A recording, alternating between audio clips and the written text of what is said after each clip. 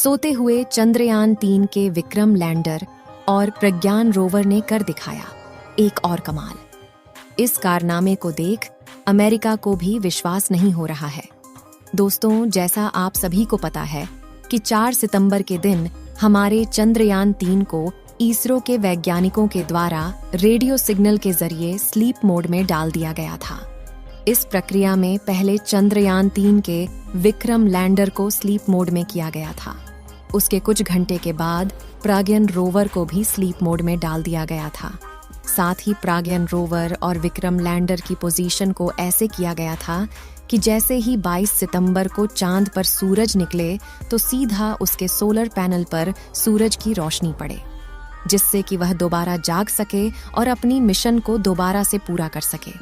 लेकिन फिर भी सोते हुए चंद्रयान-3 ने एक ऐसा कमाल कर दिखाया है जिसे देख दुनिया भर के वैज्ञानिक तंग रह गए हैं और उन्हें चंद्रयान-3 के कारनामों पर यकीन नहीं हो रहा है। चंद्रयान-3 ने ऐसा कौन सा कारनामा किया है, इसे जानने के लिए वीडियो के अंत तक अवश्य बने रहे।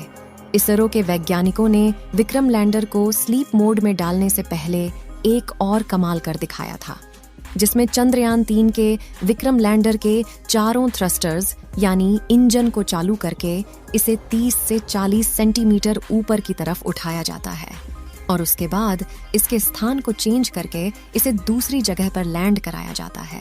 आपको जानकारी के लिए बता दें कि चंद्रयान-3 के लैंडर को दोबारा से उड़ने के लिए नहीं बनाया गया था। इसका मकसद केवल एक बार चांद की सतह पर सॉफ्ट लैंडिंग करना था, उसके बाद वहां पर जानकारियां जुटाकर और साथ ही प्रज्ञान रोवर की जानकारी को धरती तक सफलतापूर्वक पहुंचाना था। दोस्तों, यह भारत के लिए एक ऐतिहासिक जीत थी, क्योंकि ऐसा इतिहास में किसी भी देश ने नहीं किया था। जबकि हमारे भारत देश के होनहार वैज्ञानिकों ने चंद्रयान के लैंडर को कुछ मीटर की ऊंचाई पर ऊपर की ओर उड़ाया और फिर उसके जगह को चेंज करके दूसरी जगह पर उसकी लैंडिंग सफलतापूर्वक कराई गई। आपको बता दें कि हमारे चंद्रयान के प्रज्ञान रोवर ने चांद की धरती पर ऑक्सीजन को भी खोज लिया है। चांद की धरती पर ऑक्सीजन का पाया जाना किसी खजाने से कम नहीं है, क्योंकि आपको पता ही होगा कि मानव जीवन के लिए ऑक्सीजन कितना ज्यादा उपयोगी है। हालांकि चंद्रयान-3 चांद पर हाइड्रोजन की खोज नहीं कर पाया, जबकि इसके साथ साथ और भी कई सारे तत्वों की खोज किया है, जिनमें sulphur, aluminium, calcium, iron, chromium, manganese और सिलिकॉन शामिल हैं। दोस्तों, चंद्रयान ने चांद पर पहली बार सल्फर की खोज किया है। इससे पहले किसी भी देश ने चांद की धरती पर सल्फर की खोज नहीं की थी। चांद पर सल्फर का पाया जाना भी काफी ज्यादा महत्वपूर्ण है, क्योंकि इसे भविष्य में मंगल मिशन के लिए ईंधन के रूप में इस्तेमाल किया जा सकेगा। लेकिन इसी बीच अमेरिका देश को यकीन नहीं हो रहा था कि भारत ने चांद पर चंद्रयान को भेजा है या फिर केवल एक मनगढ़ंत कहानी है।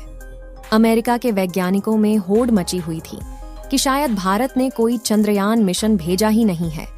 इसीलिए चांद के ऑर्बिट में घूम रहे नासा के एक सैटेलाइट ने चांद के दक्षिणी ध्रुव की एक तस्वीर नासा के वैज्ञानिकों के पास शेयर की है, जिसमें हमारे भारत के चंद्रयान को साफ साफ देखा जा सकता है कि वह चांद की धरती पर कैसे खड़ा हुआ है।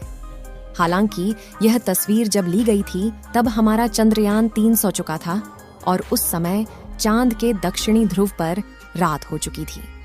आपको हॉलो के अंदर जो पॉइंट दिख रहा है वह हमारा विक्रम लैंडर ही है, जिसे साफ साफ देखा जा सकता है। इस तस्वीर को देख अमेरिका के वैज्ञानिकों को विश्वास हुआ कि वास्तव में चंद्रयान की लैंडिंग दक्षिणी ध्रुव पर सफलतापूर्वक की गई है। जैसा कि आपको मालूम होगा कि हमारे चंद्रयान-3 के साथ ऑर्बिटर को नहीं भेजा गया था, क्योंकि चांद की कक्षा में चंद्रयान-2 का ऑर्बिटर पहले से ही घूम रहा था और वैज्ञानिकों ने चांद की कक्षा में घूम रहे चंद्रयान-2 के ऑर्बिटर को ही इस्तेमाल करके चंद्रयान-3 के डाटा को साझा किया था। इसी बीच चंद्रयान-2 के ऑर्बिटर ने सोते हुए प्रज्ञान रोवर और विक्रम लैंडर की एक तस्वीर ली है, जिसमें विक्रम लैंडर और प्रज्ञान रोवर साफ साफ नजर आ रहे हैं।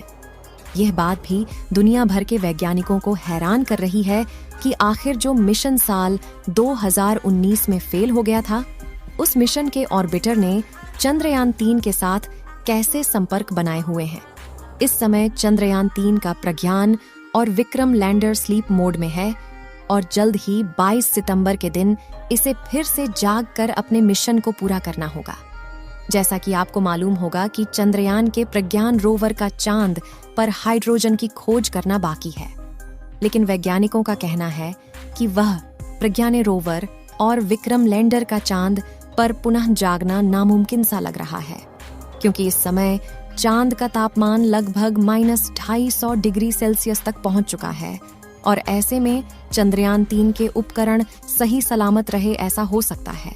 लेकिन विक्रम लैंडर और प्रज्ञान रोवर में बैटरी लगी हुई है, जिस बैटरी को चार्ज होने के लिए सूरज की उपस्थिति अनिवार्य है और इस समय चांद के दक्षिणी ध्रुव का तापमान काफी ज्यादा कम हो गया है, जिससे कि उसकी बैटरी खराब होने के चांसेस बढ़ गए हैं।